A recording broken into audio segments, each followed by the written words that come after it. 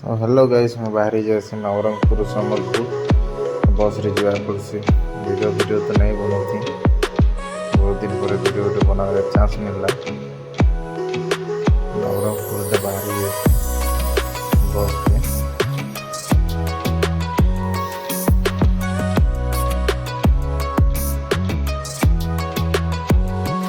ऐसी बस से ଯିବାର तो मजा आता है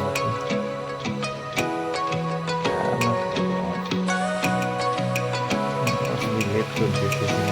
पहुँची जैसे आमपाड़ी घाटी जैसा कि हमारे भवानीपाटना आगे अच्छे नवरंगपुर रास्ता शूटिंग करनी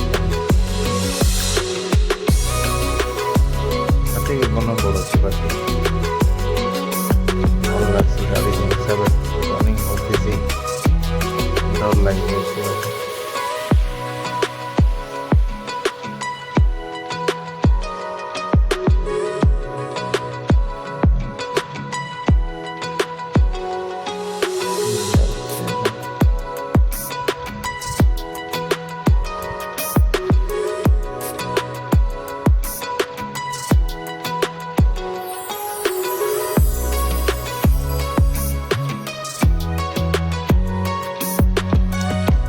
किए घाटी आसी कमेंट करब टे जेन मैंने भी आसी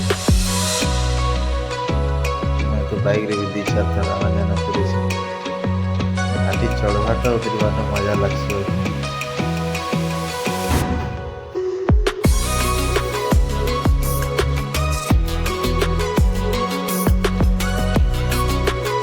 फास्ट टाइम तो मोर बेसी डर लगला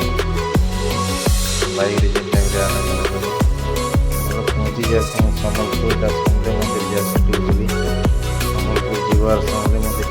आगे टे दर्शन नहीं कला फिर भल नहीं लगे आरम्भ कर आसला बाई लगला सामान गिन वाले पूजा सामान टे गिनसु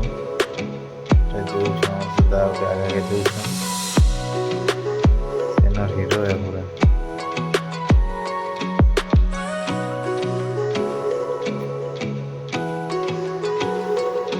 दुई लोग नहीं गले बाकी मजा नहीं लगे जेन फोटो फुटा उठे हबार लगी कि जड़े लोग शूटिंग करते नहीं करते भल नहीं लगे पूजा सामान घिनी गुना मुझे भीतर को आसी माँ के दर्शन कर ये लाइन लगवा पड़सी फिर लाइन लगी जाए सिक्यूरीटी गोटे बंद कर दूसरे न फिर शूटिंग करवार लगे फिर मना करसन शूटिंग नहीं कर मंदिर भीतर बोली पूजा पूजी करी मुझे बाहरी देसी बाहरी से एकला ही जैसे बोल के फोटो फुटा उठाबार लगे किए नहीं थन एन पिला उठे फोटो दुईटा उठे मंगासी तापर मंदिर बाहरी कर बुलवार लगे आसू महानदी साइड रे यहाँ आम दा अच्छा जेनटा कि हिरो भल लगसी महानदी थरे थरे टे बुली बुला करी बेसी तो नहीं बुली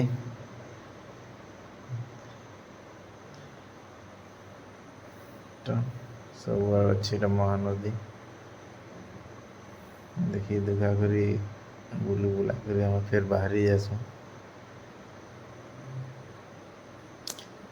किते बोलबो खराब ही जीते सिना बोल के मैंने बेसी टाइम नहीं रही बाहरी देसु फले आसु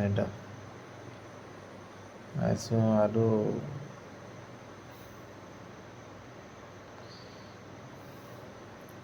बजट बसी तीसन बाकी भल है जेनता कि सब आड़े बुलास मत तो खुश कर देस सब काम रे सहयोग करस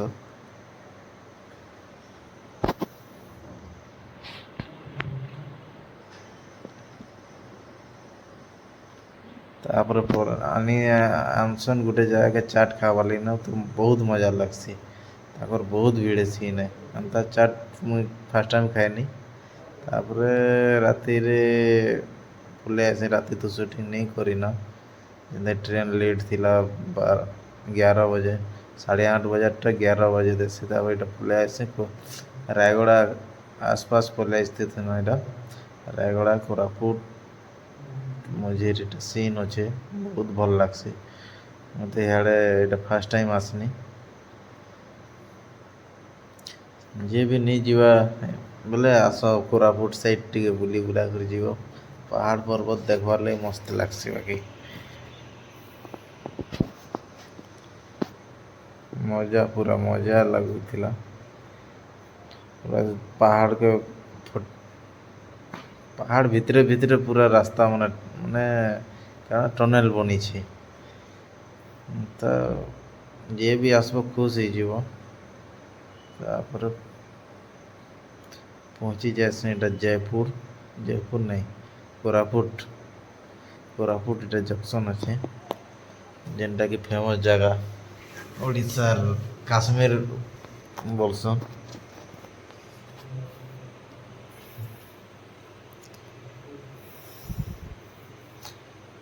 ଦେଖୁଛ ତ ଏଇଟା ହଉଛି ଜୟପୁର ଆଉ କୋରାପୁଟର ମଝିର ସିନ୍ ବହୁତ ଭଲ ଲାଗ୍ଲା ବାକି ଟ୍ରେନ୍ରେ ଆସବା ପାହାଡ଼ ପର୍ବତ ସିନ୍ ଦେଇକରି ଏଇଟା ତ ପାହାଡ଼ ଭିତରୁ ଟ୍ରେନ୍ ବାହାରୁଛି କି ନୂଆ ଲୋକ ଯିଏ ବି ଆସିବ ଖୁସି ଯିବ